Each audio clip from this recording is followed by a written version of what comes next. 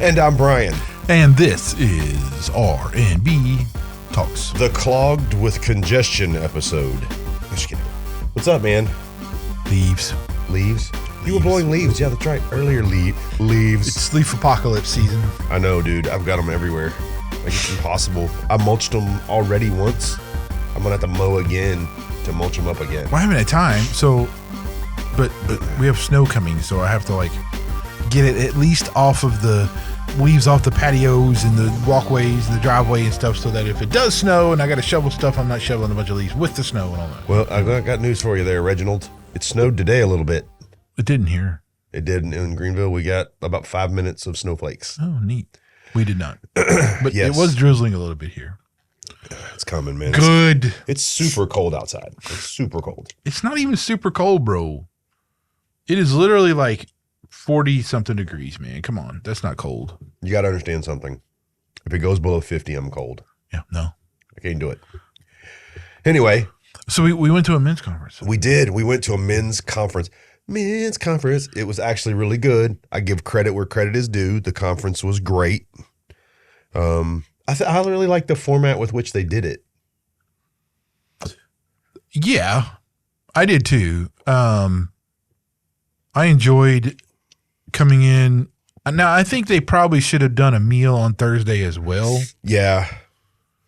So because what they ended up doing, we came in on Thursday night. Yeah. A little later, and then they had like coffee and drinks and stuff and desserts. And desserts, yeah.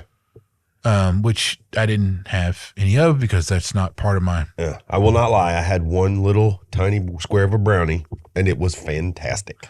Yeah, no, I couldn't do it. I wanted to, but I couldn't. And then but Friday night they had a dinner, which was actually pretty good. I mean, they had plenty of certainly enough meat. I mean, like I had a bunch of I had like a what was that, chicken and rice or something? Teriyaki chicken and rice. Yeah. Yeah. So I took the chicken out of the rice, and then I had a pork chop and some green beans. It was really good. It was actually, I was, even the breakfast I was happy with. Yeah, the breakfast was cool. Yeah. Now, I mean, they did have a lot of like biscuits and gravy and all that stuff. Yeah, I had one biscuit with some gravy. I wish I would have been able to have some biscuits. I love me some biscuits and gravy. I'm not a huge fan of biscuits and gravy. I don't mind it, but if I never had it again, I wouldn't be like, oh, I didn't get to have biscuits and gravy no more. But so the whole theme of it was rooted. Yes.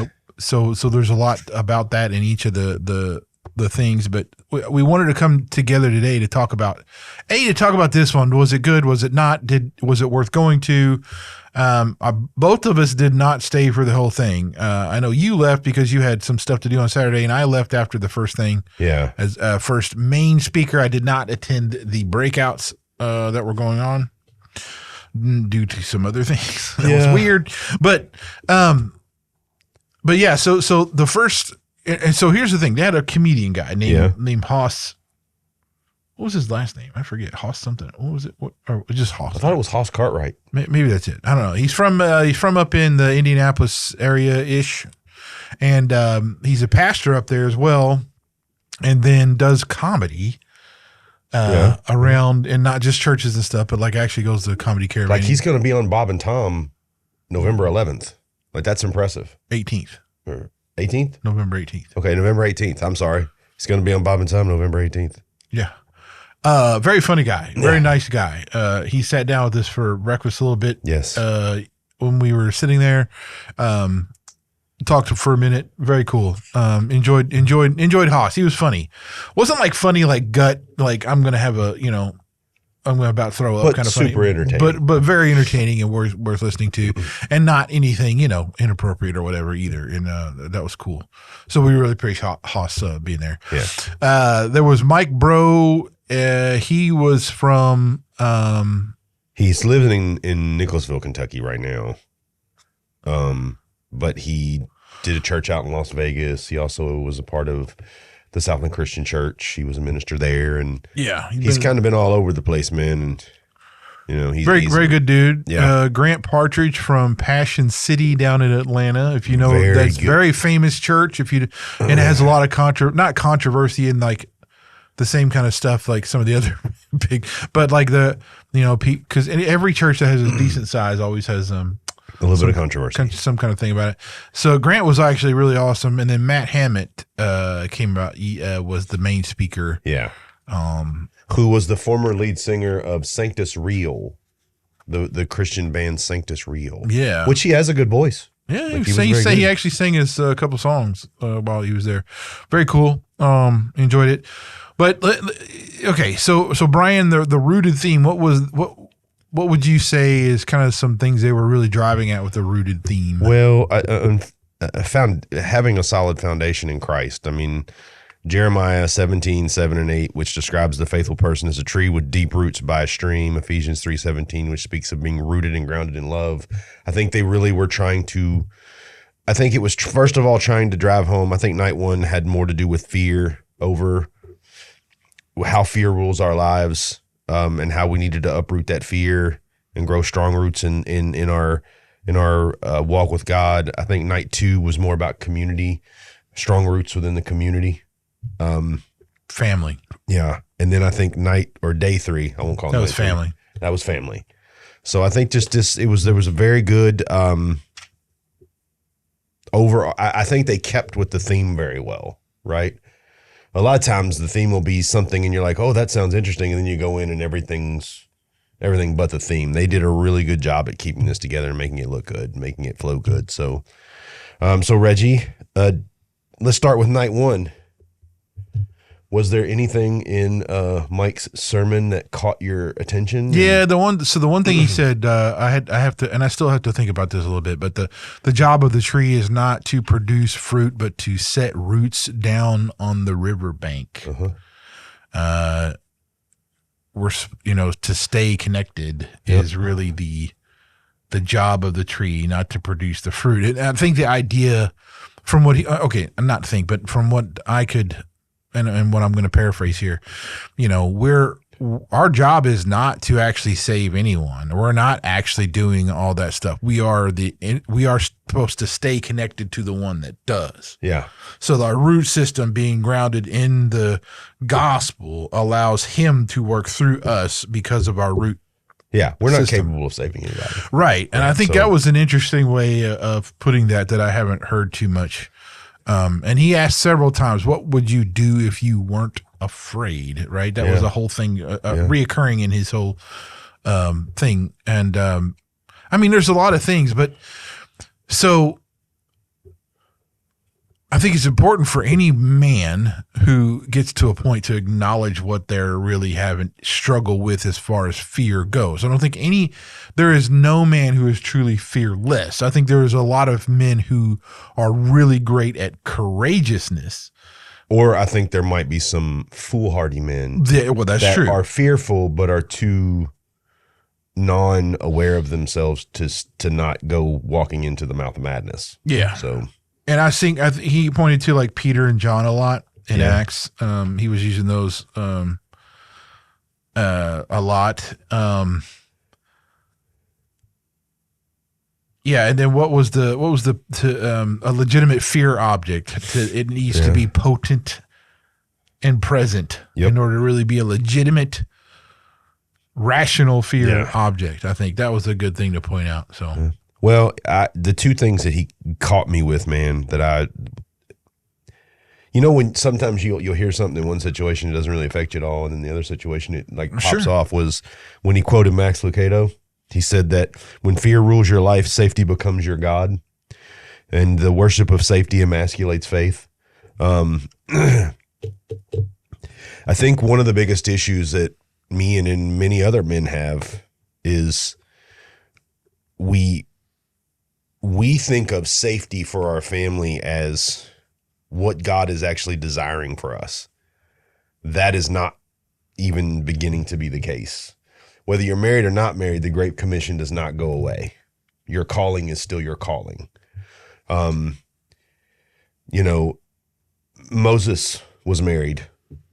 Did Moses not do what God called him to do? No, he went out into the desert and took his family, and they all had to endure together, right? So I think that for me, when he said that, I was like, man, have I let safety emasculate my faith? Have I let my I don't feel like I have, but it makes you think back on the decisions you make to make sure that you're not making safe. Well, Lord, I'll just write letters for you. No.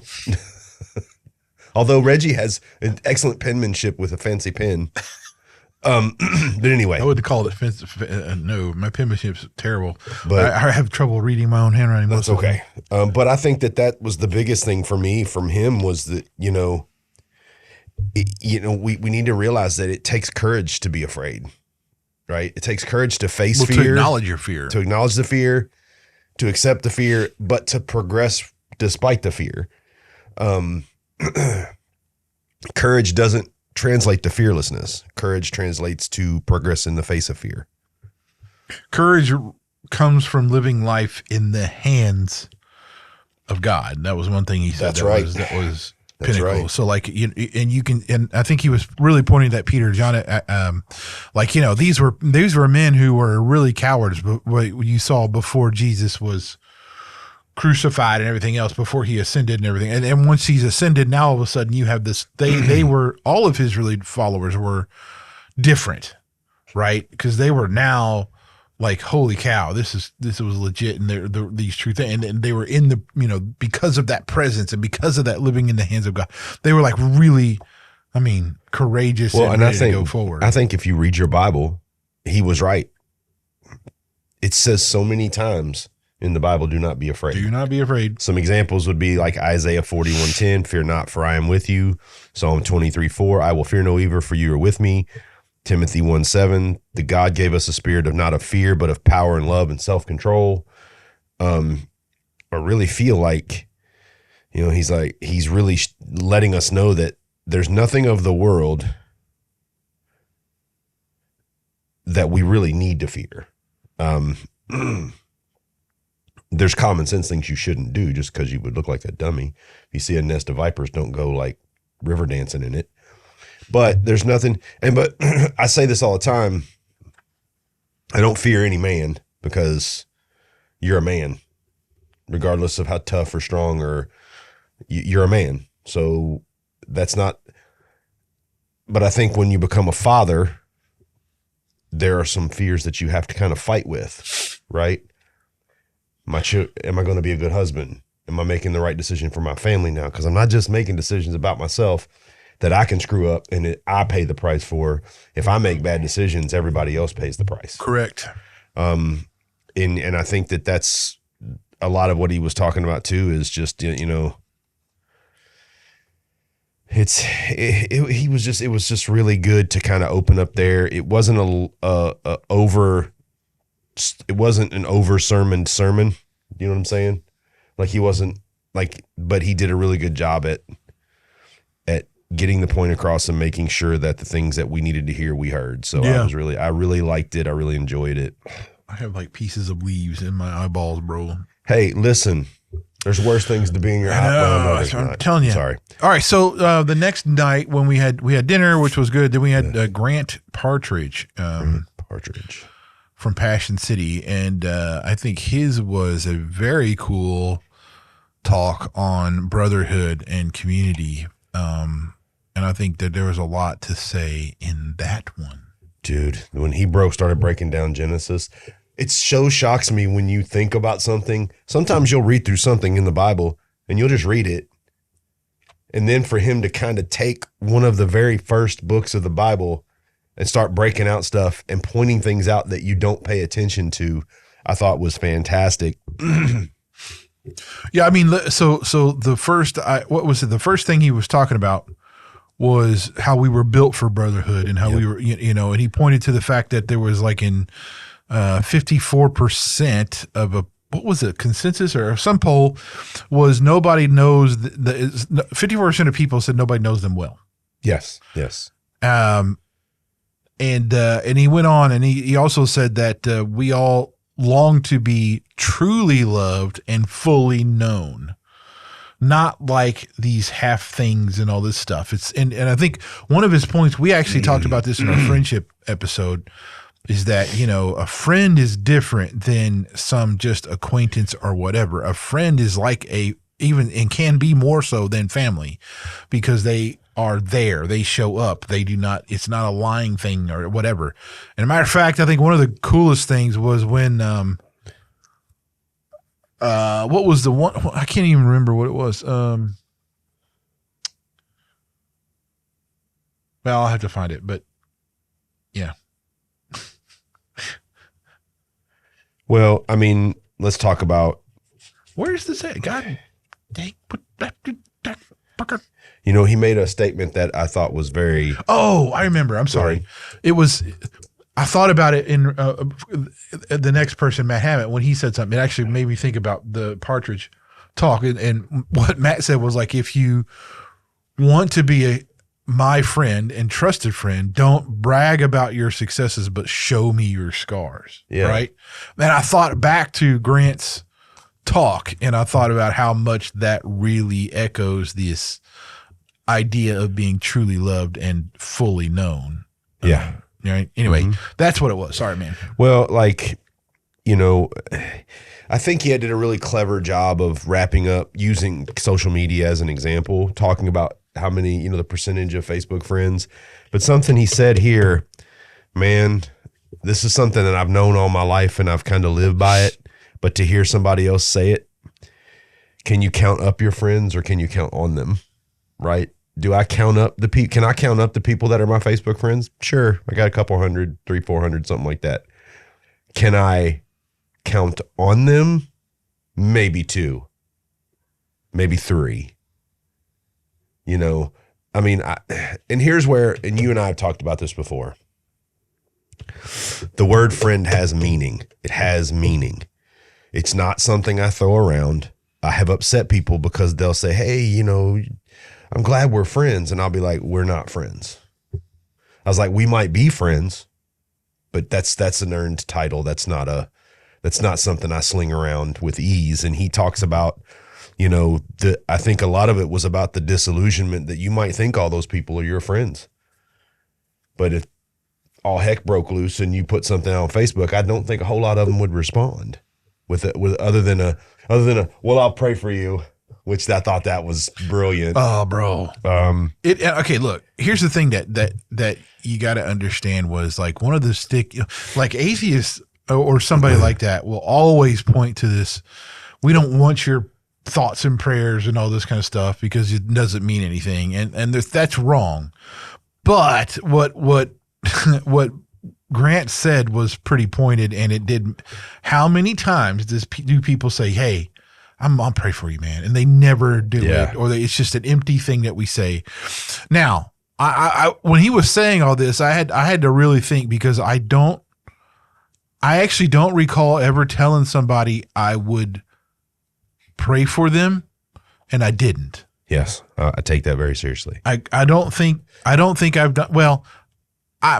I can't say for certain. I just couldn't think of a time, especially in the last, like, I don't know, 5-10 years or something, where I said, you know what, I'll pray for you, bro, or whoever it was, and I didn't do it.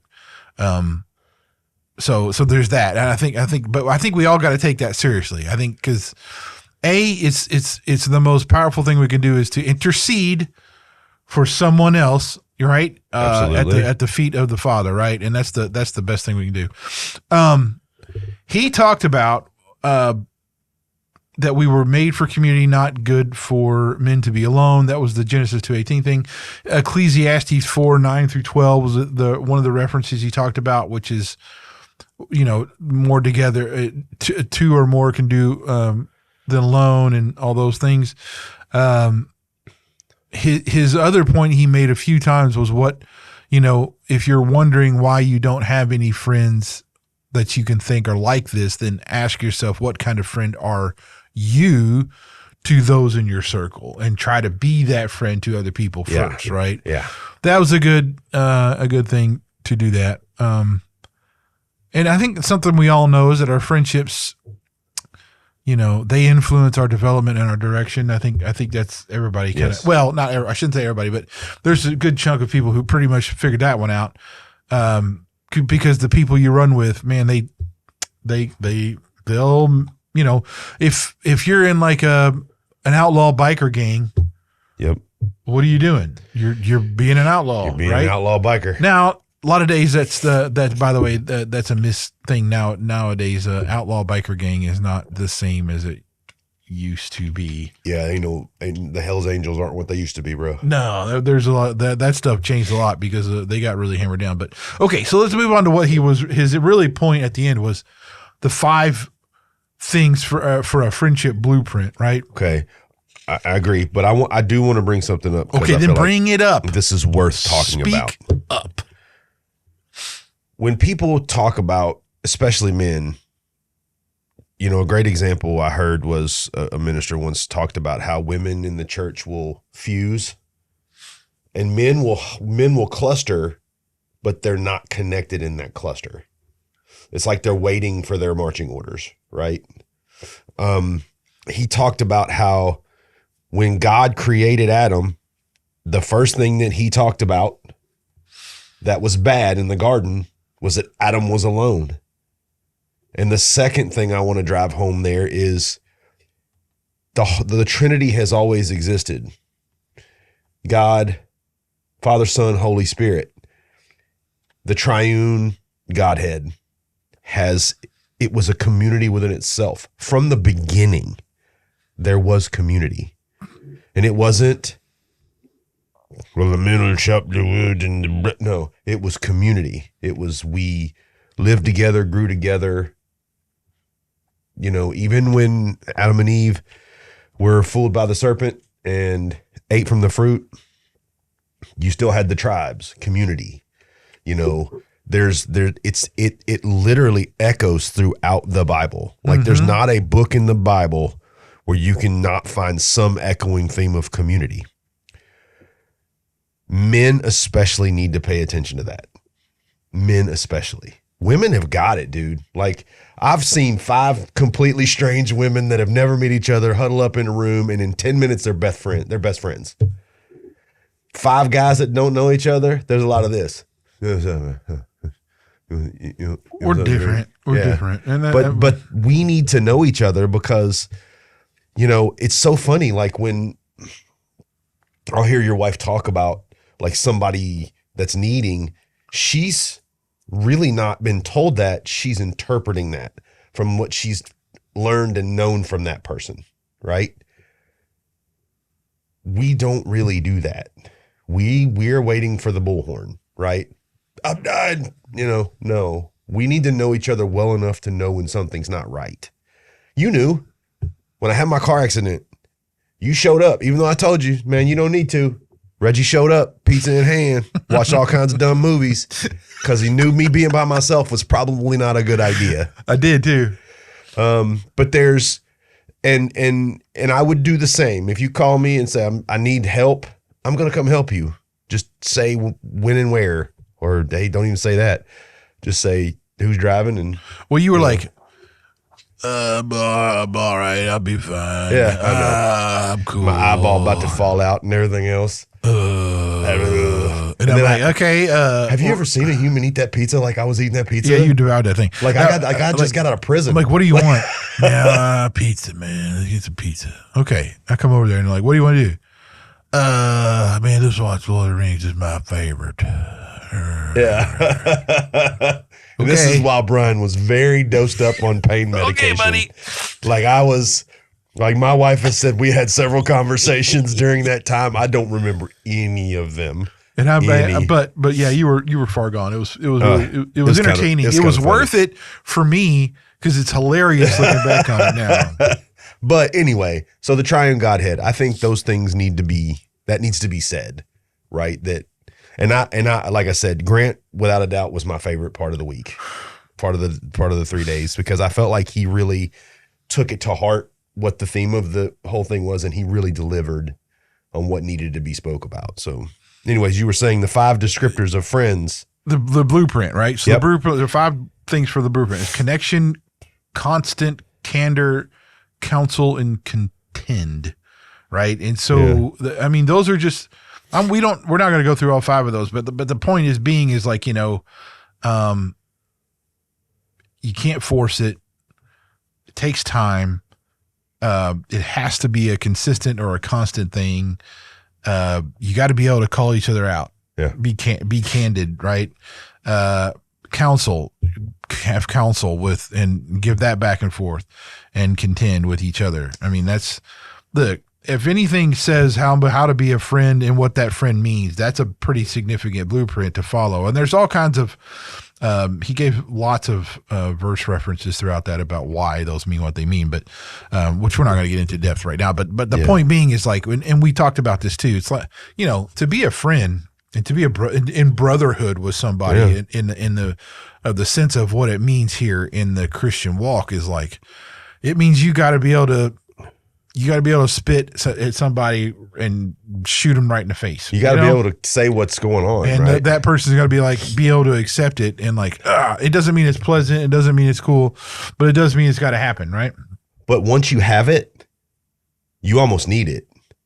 Like there have been times that Reggie and I spoke to each other and we knew probably what was coming out on the other end was not going to be the thing we wanted to hear. But we understood that we're honest with each other and we'll say what needs to be said, right? Like we're not trying to hurt each other. But if I think Reggie is ego tripping and I don't think it's healthy, I'm going to say, dude, you're ego tripping. It's not healthy. If I'm being a downer and a bummer and Reggie's like, dude, you're being a downer and a bummer, I hope he calls me out. I don't want to be that, right? You need people in your life to be like, hey, I'm your friend. I love you, but you're being a moron. To me, that's the most important part of friendship is trusting that the person that you're friends with will be the one to look at you and go, dude. The thing is, I think a lot of people nowadays need that severely. And because what's happening is that the voices that are telling them how dumb they are not their friends. Yeah. And that's, and they're not taking that into advisement at all. And how that goes. But, it's man, I tell you, dude, it's tough, man, to really understand and really and follow through with some of this stuff because it takes you to drop your guard. It takes you to like be more open or to just leash your ego and say, I'm not going to let it off. You got to do that in order to do those things. Right? And to really start making an effort into this, man. I mean, it takes time and it takes effort, and it doesn't look. The one thing too that you don't want a whole bunch. You really just want a few and very few, right? And that's you got to take the effort to do that. Now, again, it can be forced, so there's that too. But you still have to make an effort. Really, I think that's to be involved. That's what we're talking about, So, okay, the day 3, I know you didn't hear quite all of Matt Haven's thing, but really it wasn't as deep as probably Grant went with things, but it still went to like, what are you called to do? How you do those things, making choices to fulfill what God has in store for you, and understanding that when you make a commitment to be a dad or a husband, that is a God-honoring commitment and duty that you really need to fill. So, because, I mean, his story is basically like, well, he was having on the road with his... He was lead singer of a indie band at the time called Sanctus Real. Yeah. He got married. His wife was on the road with him, sleeping in the van. And then then she got pregnant, had to go home, and then all of a sudden now he's away for a long time. And he's also got a record deal. The band is actually starting to pan out. Mm-hmm. He's on tour constantly. Dude, it's even, I mean, you can take that even to someone who maybe someone who travels on the road a lot for their job, right? Like when I used to run and I used to be in operations and I was driving between anywhere from West Virginia all the way to the top of Ohio to Indiana, I would be away from my wife for a week, 10 days at a time. And that was hard on our marriage. It was. I would come home. She would have been alone. She would have been, and you have to be really aware that takes a toll on your spouse, right? For you to be gone that long. I really thought when he talked about it, I really liked the fact that he drove down on the fact that this is your job. Because I felt like in the beginning, this is kind of an underlying theme that he was hammering away at was, doesn't matter if you like it. If you've made that commitment before the eyes of God, it isn't always going to go your way.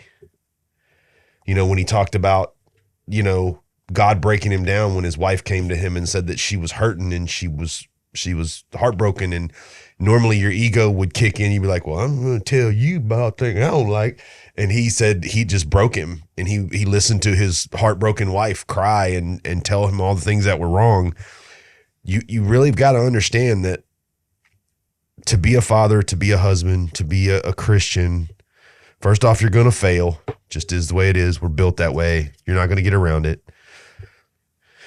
Once you're saved, but your responsibilities don't go away because of that.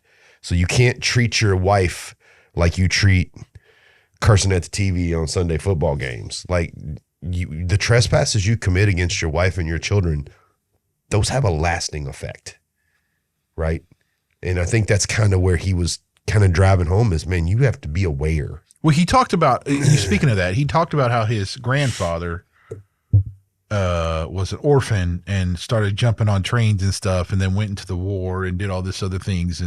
But he became a Christian and all this stuff. And because of that, his son and his son became a Christian and all this stuff. Yeah. And that, legacy. you know, yeah. And even though he had a bunch of different things and won all these medals and stuff during the war, but his greatest thing his grandfather said was that is about, you know, how he became a Christian, how he's done that, whatever. Yeah. You know, and I mean, that's what it becomes. I mean, that's the thing is like, you look at your, because what you do now is really, you got such a short time here on earth, and then your kids are who take up that mantle, and what you do flows down to them. And that's really important. He did say, and I think this is worth saying, good intentions are worthless until they become actions. That was the last thing I heard before I left. Yeah, that was a really good one. And I mean, one that you think is really like, of course, but like I thought when I heard it, it was like, oh yeah. If you want to change, you can't stay the same. Yeah. Well, but like if you think about it, like, yeah, but like, okay. Yeah. I mean, well, I think that echoed in the first night's conversation when we had the conversations at the table after Mike was done. And I really appreciated what you said. You said, I didn't come here I'm not going to learn something new about the Gospels and what John and Luke and Mark all did. I'm not going to learn all over again that Lazarus was risen from the dead. We can name them all. But sometimes you just need to be reminded. Yeah. Sometimes you just need to be, you need that. And what's weird, what's the strangest thing is when the first time my wife actually texted this to me, and at first I was like, yeah, whatever. And then out of nowhere, like a day later, Reggie texts me and is like, we should find a men's conference. And I'm like, oh crap, I know what's happening. And I texted Reggie back, and within a matter of 5 minutes, we were both signed up. And going there that first night, I was like, well, I hope this is really good. You know, I hope this is. And then I just kept getting those taps on the shoulder from God. He was like, oh, do you remember this? Oh, are you following this? Oh, are you doing this? And the whole time I'm like, all right, I get it. Right. Like I need a refresher, bro. You need this. Yeah. And Reggie very eloquently said it at the table. There's going to be times when you go to church and you're not going to get some kind of epic bomb dropped in your lap, but sometimes you just need to be reminded. Dude, right. It's true. Second Peter, he tells you, I think, if I remember that correctly. Oh, one thing I really loved. Okay. He put up a slide, right? And the slide said, I am blank. And it was like, who are you? I am this, right? And he's talking about, you can say all that stuff about I am this, I am that, but there's only one person and one being ever and all time that can just say I am, and that's God in the triune God, right? But he said also, to get to who we are, we have to get through I am. Yeah. And I thought, well, crap, man, that's pretty cool. Yeah. So anyway, I mean, look, it was a good conversation. So, but It was all right. I'm sorry I missed the breakouts. I think those probably would have been the highlight of those things besides some of the speakers. I don't know, man. It would have been hard to top Grant. Right, Grant. I really appreciate that one. It was really cool. You want to know what I really appreciated about Grant? When I went to the back and stuck my hand out to shake his hand, he didn't shake my hand and brush me off. Like, he shook my hand and then stood there with me and was like, all right, well, what's up? Tell me your name. Tell me what's going on. How long you been a Christian? I didn't know you did that, by the way. So. Well, that's why you were having your conversation over there. I was standing over there talking to Grant. Oh, God. But anyway. Well, that would have been better.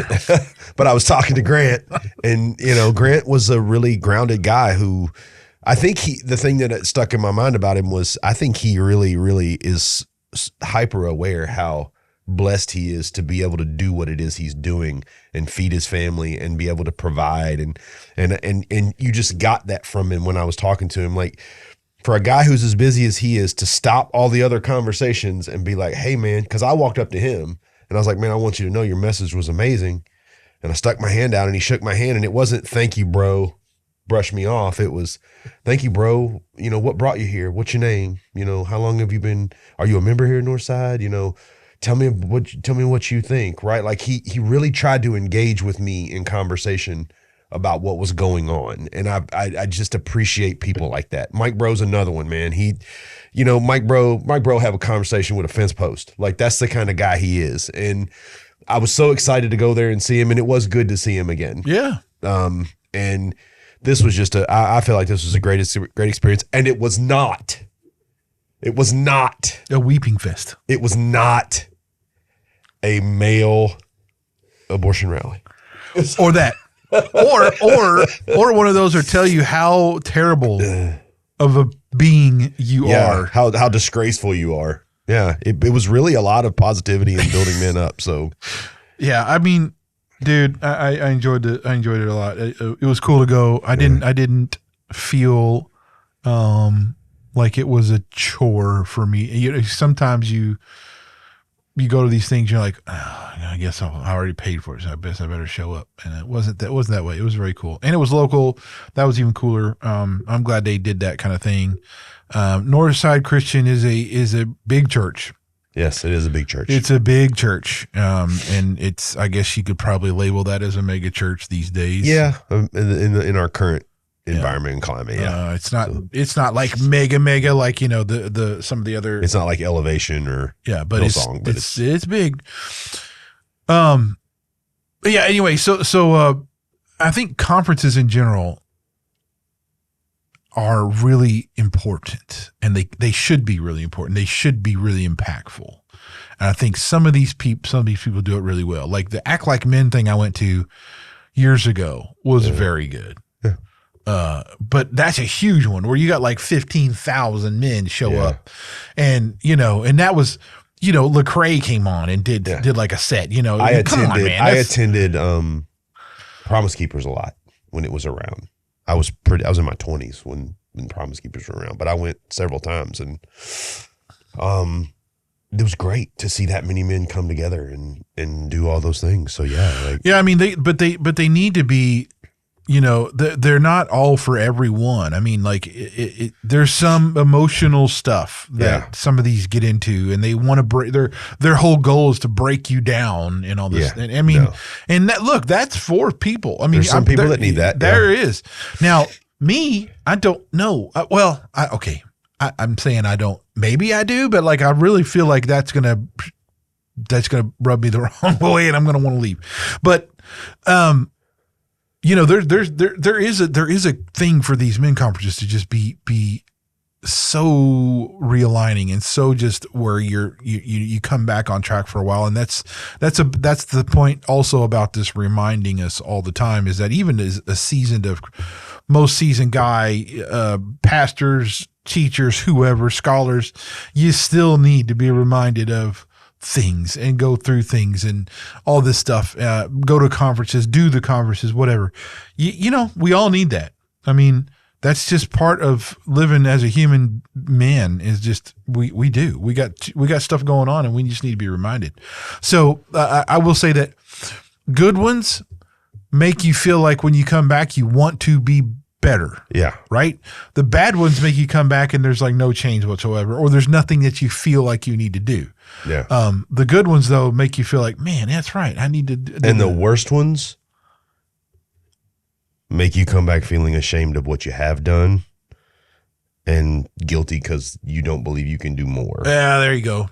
You feel small. That's not cool either. No. Yeah. All right. Look, that's our time for this week. So if I just encourage all the men out there to A, not be a liberal, B, but most importantly, find a men's conference. That it's really good. I can't speak for all of that. I have attended some that were not.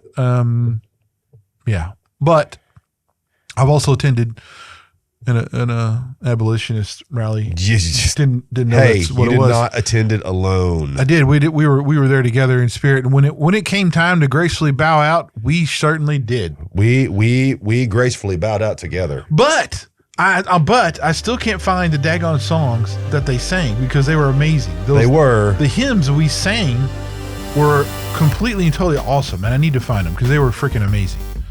I still can't find them. Anyway, that's all for this week. I think I don't remember what we're going to get into next, but you know what? It's a surprise. It's a surprise. I'm going to jump out of a cake. No. Okay. No, I'm not going to jump out of a cake. We're R&B Talks. I thought I could pitch that idea, but it didn't. We're R&B Talks. We're R&B Talks. We're R&B Talks. I'm Brian. Reggie, I'm rambling. I'm Brian. I'm on a lot of stimulant medications for my sinuses. I'm Reggie. See you later. See ya.